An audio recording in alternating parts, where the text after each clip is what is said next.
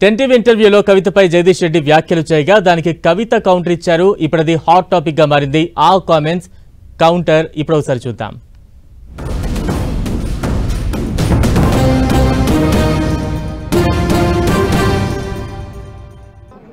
ఆమె ఇంకొక పార్టీ పెట్టుకొని వెళ్తేనేమో మీరు అన్న పద్ధతుల్లో ఇటు ఉండాలన్నా అటు ఉండాలని సందిగ్ధం. ఆమె చాలా స్పష్టంగా జాగృతి ఇవాళ కొత్తగా పెట్టలేదు. జాగృతి ఎప్పుడో 15 ఏళ్ల కిందనే పెట్టింది. జాగృతి ద్వారా ఆమె కొన్ని కార్యక్రమాలు చేసింది. ఇవాళ కూడా ఆమె జాగృతి ద్వారా కార్యక్రమాలు చేసుకుంటుంది.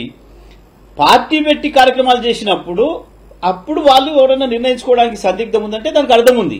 ఆమె జాగృతి కార్యక్రమాలు చేసుకుంటుంది. జాగృతి ఇష్టమైన వాళ్ళు ఆనాటి నుంచి కూడా చేస్తున్నారు. దానికి పెద్ద చర్చ ఎందుకు మనకు? మా పార్టీ పైన విమర్శలు చేయలేదే. పార్టీ పైన విమర్శలు చేస్తే ఎందుకు ఊరుకుంటాం? చర్యలు తీసుకుంటాం కదా. పార్టీ పైన విమర్శలు చేయలేదే. వర్కింగ్ ప్రెసిడెంట్ మాకు నాయకుడు కాదని ఎప్పుడు అనలేదే. ఆమె ధైర్యం ఉండి మాట్లాడితే ఎదురుగా మాట్లాడిందే లెక్క తప్ప నాకు ఈ చిట్ చాట్లను నేను ఎన్నడూ కూడా విశ్వసించాను. నేను ఎన్నడూ చిట్ చాట్ చేయలేదు. ఆ చిట్ చాట్ చేయడం అనేది నాకు నచ్చదు. మాట్లాడాలి, ధైర్యం ఉన్నది. చెప్పే విషయంలో నిజాయితీ ఉంటే, చెప్పే విషయం అని నువ్వు నమ్మితే ఎవరైనా సరే స్ట్రైట్ గా మీడియా ముందే చెప్పాలి. చిట్ చాట్ చెప్పినట్టునే దాని అర్థం దానికి విలువ లేదు అని చెప్పే విషయాలు. ఒక లిల్లీపుట్ నాయకుడు నల్గొండలో బీఆర్ఎస్ పార్టీ నాశనం చేసిన ఒక లిల్లీపుట్ నాయకుడు ఆమెవరు ఈమెవరు అని మా గురించి మాట్లాడుతూ ఉన్నారంటే మరి ఆయనకు ప్రోత్సాహం ఇస్తున్నది ఎవరో కూడా ప్రజలు ఆలోచించుకోవాలి. ఇవాళ నల్గొండ జిల్లాలో ఒక సీటు కూడా రాలే.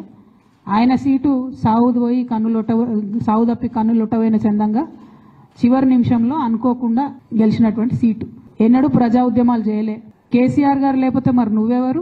అది కూడా ఆలోచించుకోవాలి కదా.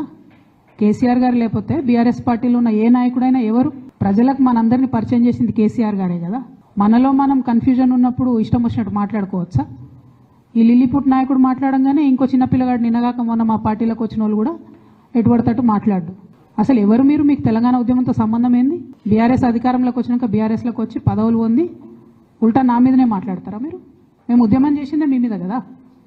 చిన్న పిల్లగానిలా ఉండు బాబు. నువ్వు పెద్దవాళ్ళ విషయాల్లో తలదూర్చకు, తెలియని విషయాల్లో అసలే తలదూర్చకు. నీ వెనకాల చాలా మంది ఉన్నారు అని అనుకుంటున్నావేమో. వాళ్ళ సంగతి కూడా ప్రజలకు వస్తుంది, తెలుస్తుంది. ఎప్పుడో ఒకసారి అన్నీ బయటపడతాయి. ఒక ఆవేదనతో చెప్తున్నా, నేను ఉట్టిగా చెప్తలేను. రాజకీయం చేయొచ్చు కానీ ఇంత నీచంగా ఒక ఇంటి ఆడబిడ్డ మీద ఇటువంటి మాటలు మీరే అనిపించి స్పందించకుండా ఉంటారా?